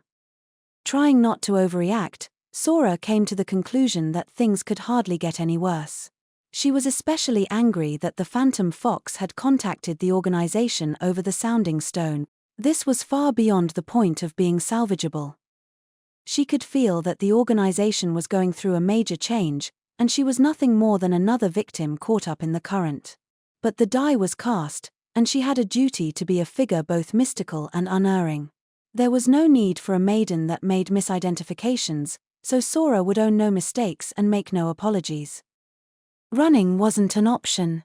She had no money, knew nothing of the world, and there was no escaping the organization. All she could do now was do as the god wished. With earnest dedication, she continued to make fried tofu. The god had said to conquer the world this way. What came after didn't matter to her. She was a loyal priestess, not a leader. She heard footsteps outside the door. They sounded like those of someone walking with confidence. Sora snorted. It was probably Garf. How pitiful that he had received an authentic mask from a fake boss. In some ways, he was an even bigger victim than Sora was, as he didn't know that young man was an imposter. As far as she was aware, Garf was as ignorant as she was, if not more. But now that he had an authentic mask, he was one of the bosses and had all the responsibilities that came with the station. That was the way this organization worked. There was no room for doubt. The door opened and Garf came in, wearing his mask. Sora took a deep breath and did her original duty, something she hadn't done much recently. "Oh White Fox," she said with austerity, "as ordered, We're transitioning into a producer of fried tofu. Do you wish us to maintain this course? Sora kept her head lowered. Before the object of her worship, she couldn't raise her head without permission. The white fox who had once been a king among bandits stayed silent for a few seconds. Well done, he said eventually. Are you aware of plans for the future? It's carved into my essence. We are to make inaraizushi bento, then conquer the world. What? Oh, never mind. Do you understand the intentions of this plan? A mere maiden could never dare to gauge the thoughts of a white fox. Gotta be kidding me. It seemed this white fox was being strung along, just like Sora was. But she pretended not to notice. Now that Garf had a mask, he was a boss. Let me ask this, he said after a moment of hesitation. A plan can't be stopped once it's started, can it? Everything is done in accordance with your will. I'm the white fox. Everything is mine to command. You speak the truth. Sora was hesitant to say this, but Garf sounded as bewildered as she was. They were likely in the same boat. There is no ambiguity. That mask proves you act on behalf of the Holy Fox. Previously, the White Fox ordered the creation of a new organization, Ten-tailed Fried Tofu. The Holy Fox maiden knelt before Garf. But her words had taken him entirely by surprise. Oh, yes, he stammered. He had finally ascended to a grand position in the organization, but he had never felt so uncertain of what was going on. The boss had told him to ask Sora for the details, but she didn't seem to be any better informed than him. It was an open secret among the higher ranks that there were multiple white foxes. This meant that even after attaining the title of boss, one couldn't rest on their laurels. If Garf didn't quickly secure territory for himself, the other white foxes might start meddling in his affairs. He had been surprised to be handed the mask without any sort of initiation, but maybe if he couldn't handle that, then he wasn't worthy of his new title. Sora's gaze was fixed on him. Garf assumed that as a maiden, she had grown up cloistered, but in her own way, she was resolved to do her duty. In which case, Garf should do the same. Let's start by evaluating the... Before he could finish that thought, the emergency sounding stone in his pocket began to vibrate. Could this be the initiation? Clinging to that last thread of hope, he put the stone to his ear. Garf Schoenfelder of the Seventh Tail. You are suspected of falling for an enemy plot and putting the organization at a disadvantage. Starting now, you and your subordinates are relieved of your duties. A messenger is headed your way. You would do well to obey them. This was a bolt from the blue. Before Garf could even reply, the connection was severed. He looked at Sora. Visibly tense, she avoided making eye contact. That mask is undeniably authentic, she insisted. A maiden's eyes cannot be fooled. You are a white fox. What's she talking about? This can't be happening. Enemy plot, they said. Garf was a loyal member of Fox, which was exactly what had compelled him to obey orders, no matter how strange. He didn't have the same sense of reverence that the maidens did, but being a fox was far more profitable than leading a bandit squad, and he knew well just how terrifying the bosses could be. Not once had he ever made a significant mistake during an assignment. He broke out in a cold sweat. He wanted to explain what had happened, but he didn't think that would work. If he was to believe what that person on the sounding stone had said, what he had done went beyond a simple mistake. Fox wasn't a forgiving organization. Even if Garf hadn't had treasonous intentions or made any mistakes, he could be silenced for this. This made Telm's failure look trivial by comparison and was made all the worse because it came on the heels of the botched assassination. Garf forced his mind to work through the intense confusion, to find the best path forward. He considered the position of the boss, the organization, Sora, and himself. He looked over the cards he had been dealt to see how they could give him a way out. Garf wasn't going to go down without a fight. There was only one option, and he committed himself to it. The organization could get moving at any moment, so he needed to act. Headquarters must be confused if they're harboring suspicions towards someone who owns a mask, he said to Sora. I believe that is correct, she said after a pause. It seems one of our own has turned against us. I don't know who it is, but we'll have to cut them out at the source. I believe that is correct, Sora said again after an even longer pause. So she was already more or less aware of it. Damn it. Garf's intuition told him that the contact from headquarters was genuine and that it was the boss who was fake. This explained why something had seemed off. He should have had Sora replaced with a more experienced maiden. But it was too late for regrets. One thing Garf had going for him was that the mask was genuine. If word of the situation hadn't yet gotten out, Garf should still have some sway in the town in which he had spent so long establishing himself. He would make sure everyone was aboard his ship before they could realize it was a sinking one.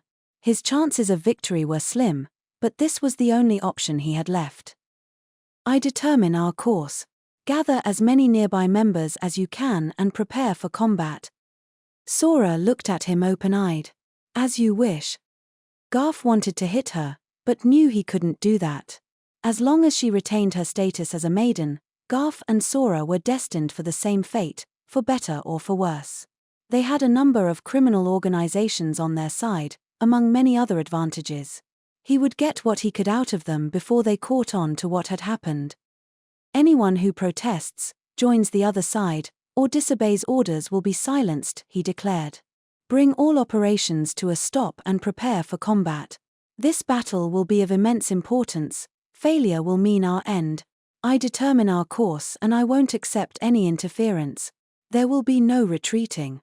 We will fight onward. Worry not, for we have the Fox God's blessing. Headquarters had been thrown into chaos, which was to Garf's advantage. He would use his righteousness and loyalty to draw a compromise out of them. If they used Murina, he might be able to get greedier on his side. Nothing said his defeat was for certain. To move forward or to die. Those were his only options now. It was the last day before the Supreme Warrior Festival and the town was more fervent than ever. I stifled a yawn and continued my daily routine of checking the newspaper, then suddenly my drowsiness was blown away in an instant. HRMM? Today might be a hectic one. The article briefly described an incident in Crete last night.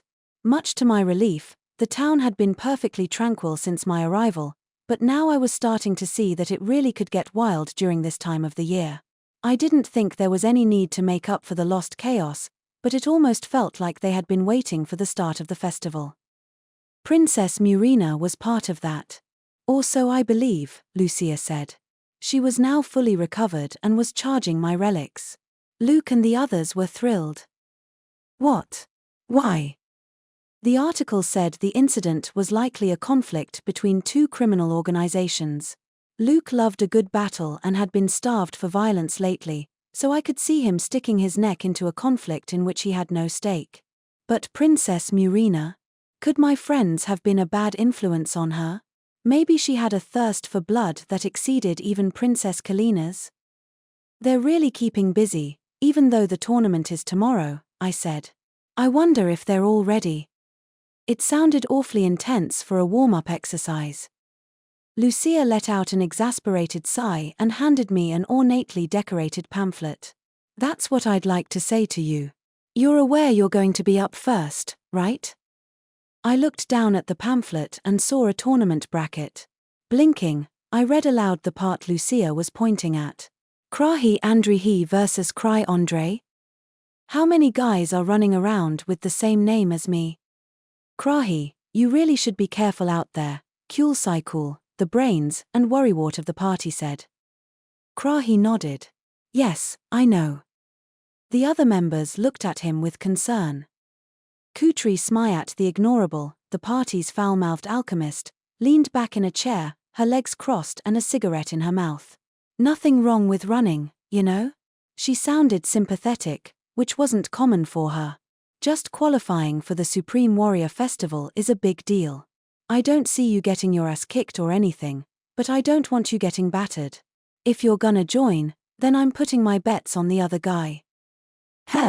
My brother would never lose. Lucia cried. And I thought there were rules against party members betting on anyone but their leader. There are always alternatives, And you wouldn't need me to tell you that if you weren't so naive. Now, what if Krai does win? He might just be kicking a hornet's nest. Krai might turn out to be stronger than his opponent, but Lucia, you sure as hell won't. Lucia was taken aback by Kutri's blunt remark. That's not true. Besides, you're no better than Citri. Nothing wrong with that. Knowledge is what makes a good alchemist. Kutri flashed a dark smile, and I'm ignorable.